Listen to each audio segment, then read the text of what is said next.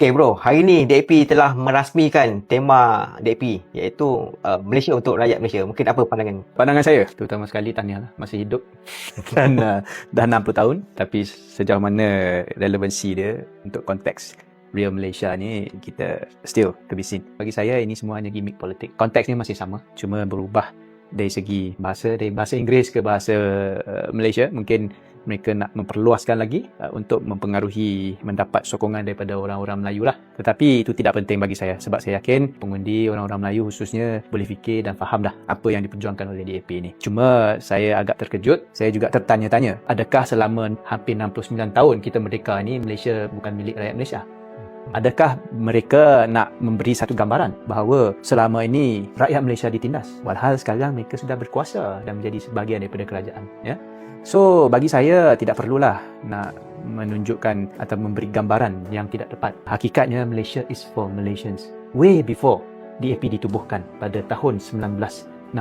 Malaysia merdeka pada 1957. Jangan kita lupa jasa dan pengorbanan oleh pemimpin-pemimpin kita yang memperjuangkan kemerdekaan ini, khususnya daripada parti perikatan yang terdiri daripada UMNO, MCA dan MIC. Tapi DAP ditubuhkan pada 1965 dan didaftarkan secara sahnya pada 66, iaitu 18 Mac tahun 66 ini. Dan hari ini mereka masih membawa gimmick politik Malaysia untuk rakyat Malaysia. Bagi saya itu satu gambaran yang tidak tepat lah. Kerana selama ini memang Malaysia for all Malaysians. Memang Malaysia untuk Malaysia lah kan. Ibarat kata gula itu manis. So, Takkan memang dia, gula itu manis lah. Dia selama ni dia hidup sebagai rakyat Zimbabwe kan. So itu antara yang orang komen lah juga kan. So bagi saya itu gambaran yang tidak tepat lah. Selama ni kita hidup aman damai, malah lebih erat lagi hubungan kita sebelum ini. Maka saya harap lebih baiklah kita kurangkan gimmick politik tetapi fokus kepada usaha memperkukuhkan perpaduan dan semangat keharmonian di antara rakyat Malaysia ini. Tadi bro, ni orang ada sebut istilah gunakan Malaysia untuk rakyat Malaysia dan yang asal dia sebenarnya Malaysia. Hanya beza hanya tukar bahasa saja. Satu bahasa Melayu, satu bahasa Inggeris. Dan mungkin setelah 60 tahun tiba-tiba DAP come out dengan penggunaan istilah tema baru ni. Sebenarnya bukan barulah, dia just guna balik lah. Tema je.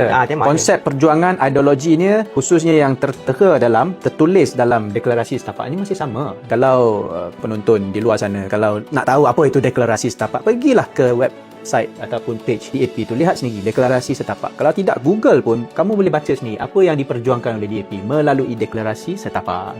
Yalah, yang Malaysia ni memang terkandung dalam deklarasi setapak dan sehingga kini ada juga desakan yang suruh DAP gugurkan deklarasi setapak ni, tapi DAP still masih pertahankan lah. Dia kata tak perlu gugurkan. Dulu dia nak menunjukkan gambaran seolah-olah kerajaan menindas rakyat, khususnya orang bukan Melayu. Dia nak menunjukkan gambaran itu. Hakikatnya hari ini dia dah dalam kerajaan, apa lagi dia tak puas hati? Saya nak tanya, adakah betul dan benar bahawa ada rakyat ditindas dalam konteks perkauman? Ini dalam konteks perkauman ni. Ini dalam deklarasi setapak. Kalau kita faham, apa yang mereka cuba nak menggambarkan adalah penindasan dalam aspek perkauman.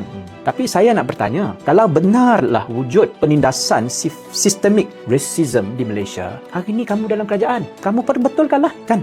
Kerajaan Malaysia memanglah untuk rakyat Malaysia, takkanlah kerajaan Malaysia untuk warga asing. Maka gunakanlah, tak perlu nak memberi gambaran yang tidak tepat lagi. This is your time to do the corrective measure. Kalau betul lah, kalau tak betul, maka buanglah deklarasi setapak itu. Kerana ternyata itu hanya polemik dan gimmick politik. Kan? Saya tak nampak kalau ada penindasan sekalipun, dalam banyak aspek yang kita boleh lihat. Penindasan sosial contohnya, ada golongan miskin. Ini secara, bagi saya secara general, bukan secara racial. Maka jangan menunjukkan gambaran yang tidak benar semata-mata untuk meraih sokongan politik. Bagi saya inilah yang menyebabkan keharmonian dan wujudnya polarasi kaum di Malaysia ini. Kerana masing-masing mempunyai andaian yang tidak tepat kerana polemik politik sebegini. Dan Malaysia ni seperti mana yang terkandung dalam deklarasi setapak ni, yang antara lain disebut adalah menyentuh tentang kota Bumi Putera. Maksudnya dia nak kesamarataan itu sendiri, dan itulah wujudnya Malaysia. Dan sekarang DAP seolah-olah nak menegakkan benda yang besar. Maksudnya dia cuba menggamburi dia punya falsafah, ideologi dia. Dulu orang ramai tentang sebab Malaysia. So sekarang dia nak cuba tukar jadi Malaysia untuk rakyat Malaysia. Jadi kembali kepada kenyataan saya tadi, kamu dalam kerajaan, buatlah, laksanakan kalau berani, kalau rasa sesuai, buat. Ya, masuk kota Bumi Putera ke apa ke. Kamu nak hapuskan sekarang. Itulah yang diperjuangkan. Jangan cakap saja. 40 ahli parlimen. Ahli parlimen dalam kerajaan persekutuan.